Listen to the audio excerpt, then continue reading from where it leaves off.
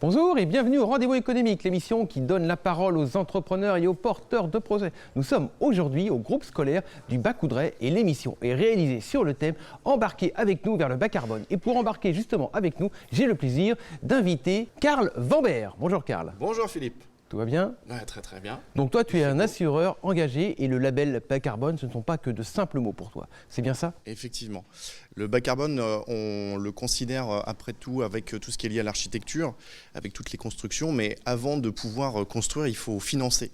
Et pour pouvoir financer, il faut avoir des partenaires comme AXA qui vont permettre justement, par le biais de systèmes d'assurance vie, de s'engager sur ce qu'on appelle des labels ESG qui vont s'assurer que les entreprises respectent des labels environnementaux comme le Greenfin ou l'ISR. Tout ça, ce sont des labels et des termes qui peuvent paraître un petit peu obscurs. Et pourtant, c'est très important de comprendre que sans ces financements qui sont engagés justement vers l'environnement et vers, par exemple, la plantation d'arbres dans le Kenya pour rééquilibrer cette notion de carbone, et bien sans AXA, il n'y aurait pas tous ces projets. Sans AXA ou d'autres assureurs d'ailleurs. Oui. D'autres groupements ou associations oui, qui financent des arbres. Alors c'est quoi aujourd'hui l'enjeu du bas carbone?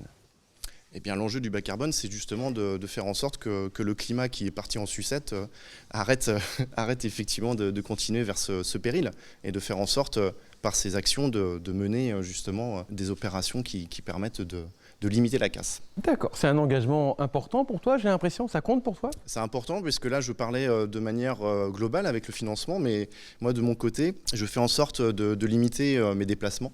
Je bosse beaucoup sur les visioconférences. Je fais en sorte de rester sur le département 44 pour mes déplacements et tout le reste, je vais faire en visio avec mes différents clients. D'accord. Quel conseil tu aurais à donner justement à tes pairs?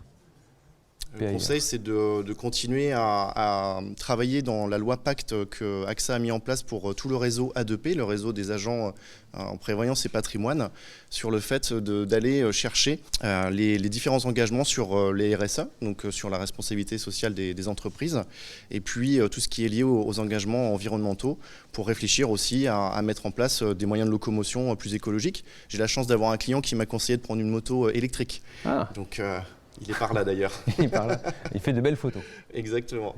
Et alors donc, du coup, tu as acheté cette moto électrique? Ah bah j'y pense pour mes investissements de l'année prochaine, oui, tout à fait. D'accord. Alors maintenant, est-ce qu'on peut être optimiste sur l'avenir? Mais il faut, heureusement, sinon on n'a plus qu'à creuser notre tombe. Mais on va éviter de faire ça pour l'instant. On va continuer à être optimiste et si tout le monde s'y engage, ça devrait marcher? Et tout à fait. Ça devrait marcher. Merci. Merci beaucoup, Karl. Je t'en prie. C'était Karl.